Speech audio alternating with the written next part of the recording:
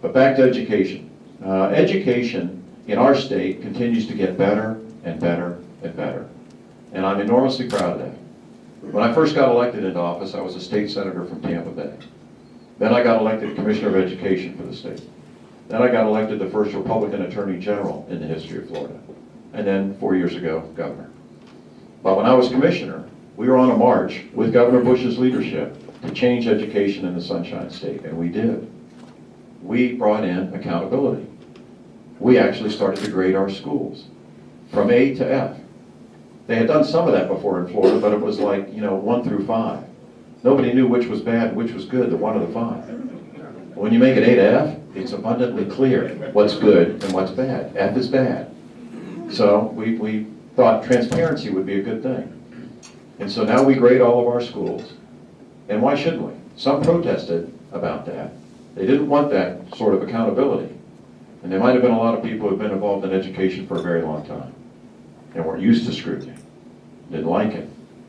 But our philosophy was, if we're willing to grade 5- and 6-year-old children, why wouldn't we be willing to grade the schools that are supposed to perform for them?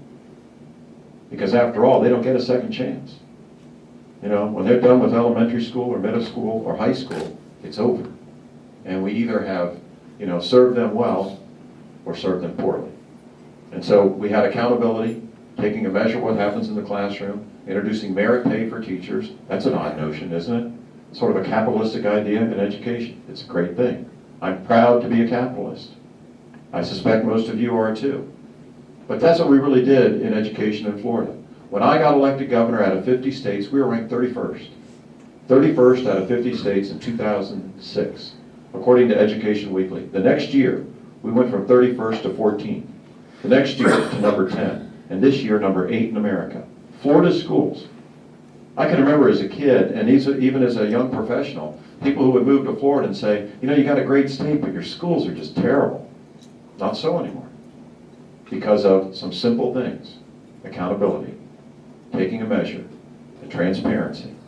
That's how we do it in Florida. It's part of the Florida way. I want to talk about energy. Energy is so important now, and I had some conversations before the lunch began. Florida's on the march in that regard too. We really are. And we've got great companies in our state. Florida Power and Light has been incredibly innovative, and thank you for that leadership and that great work. So has Progress Energy, so has Tico Energy. I wish the Southern Company was there too. Come on down, we'd love to have you. But we have done something pretty dramatic. When I got elected governor, I was interested in expanding solar energy opportunities. I'm from the Sunshine State. So I thought it made common sense to try to do that. And I had some people initially tell me, well, we can't do that in Florida because it's too cloudy. I said, too cloudy? Are you kidding me? This is the Sunshine State. We have more sun than any state on the planet. And so we were, at the time, dead last in solar energy production in my Florida. Shocking to me. Well, because of FP&L and others, now we are number 2 in America in 3.5 short years in solar energy production. And the best part about it, it's free. God made it. It's a good thing. Not only have we done that in solar energy, but nuclear.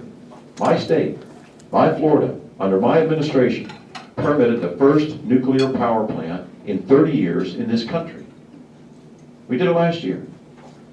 We're on the move, because I think this is not only an important issue as it relates to the economy, but to our safety, our security as a nation.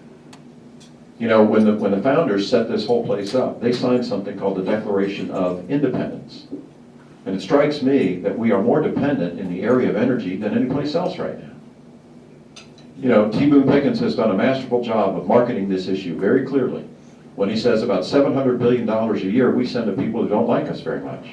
That doesn't make a whole heck of a lot of sense, especially when we have the resources right here in America, all over the country. We're talking about oil exploration in the Gulf of Mexico. Texas has done it forever, so has Louisiana and Alabama. And they get a lot of royalties because they do that. Now, we're still living within our means, and we have not raised our taxes in Florida, except on cigarettes, because it's bad for you. And as Reagan said, if you want to kill something, tax it. It wouldn't be so bad not to have cigarettes. So that's what we did, just like Indiana.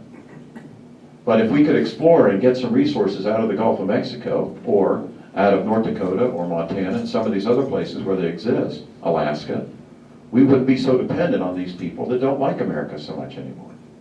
But wouldn't that be a good thing?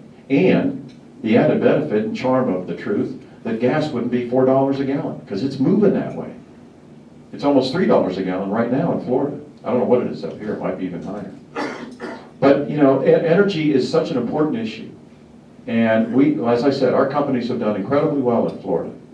And it's a real partnership between our administration and those utilities.